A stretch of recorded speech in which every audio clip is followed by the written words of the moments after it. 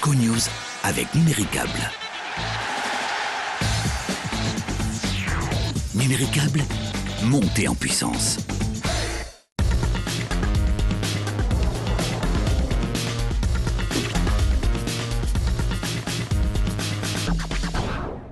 Putain, le football, c'est d'abord maîtriser le ballon. Qu'est-ce qu'on a eu comme déchets techniques en début de match. Donc voilà. Dans le jargon footballistique, c'est tout simplement ce qu'on appelle un non-match. Lundi soir, en rencontre décalée de la 28e journée de Ligue 2, l'équipe d'Angers-SCO s'est inclinée 2-0 face à Strasbourg, un de ses concurrents directs dans la course à la montée en Ligue 1. Un résultat somme toute logique compte tenu de la prestation médiocre des Angevins qui ont offert sur un plateau ce succès à des Alsaciens loin d'être impressionnants, mais qui ont fait preuve d'un réalisme incroyable. J'ai pas le sentiment aujourd'hui qu'on a été battu par un adversaire beaucoup plus fort que nous, mais j'ai vraiment le sentiment qu'on s'est battu nous-mêmes par un début de match où on était à côté de nos pompes. Donc c'est pour ça que j'ai même un peu de mal à être en colère, tellement ce match ne ressemble pas à ce qu'on est capable de faire. Donc j'essaye de me projeter déjà tout de suite sur vendredi, parce que celui-là, il faut l'oublier. Jean-Louis Garcia a plutôt bien résumé la situation. Face à des Alsaciens accrocheurs mais peu inspirés, les SCOistes ont complètement balbutié leur football hier soir. Pire, en concédant l'ouverture du score dès la 16e minute, ils ont donné confiance à leurs adversaires qui n'en demandaient pas tant. Sur ce coup franc de Coad à 40 mètres des buts de Padovani, James Fanchon prend le meilleur dans les airs sur Bruno Ekwelemanga. Sa remise au deuxième poteau pour Candia Traoré, plus prompte que Michael Stéphan, est parfaite. Derrière, l'attaquant strasbourgeois crucifie le portier angevin. On joue depuis un peu plus d'un quart d'heure et l'équipe de Jean-Marc Furlan mène déjà 1-0.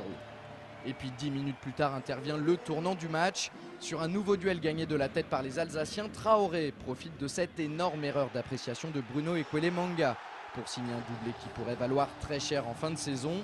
Un but vidéo gag d'Ixit Jean-Louis Garcia. Le SCO a complètement raté sa première période. Le SCO s'est lui-même tiré une balle dans le pied. Résultat, le SCO est passé au travers de cette rencontre au sommet et ne se relèvera pas de cet handicap de 2 buts au tableau d'affichage. Maintenant, le plus important, c'est de passer à autre chose et de bien préparer la réception d'Ajaccio à Jean-Bouin vendredi prochain.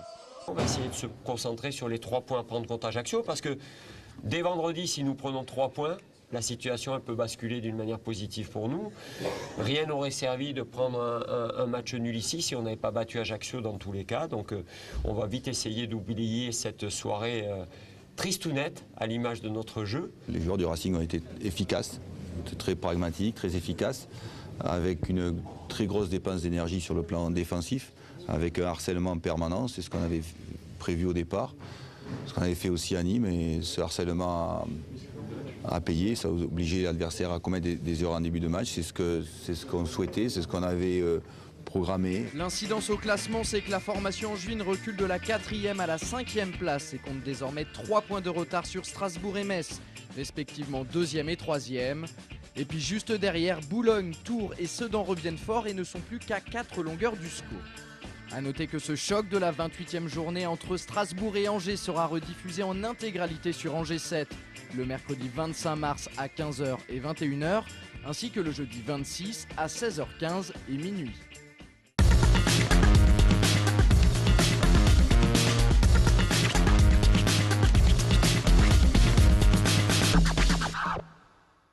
SCO News avec Numéricable. Numéricable, montez en puissance.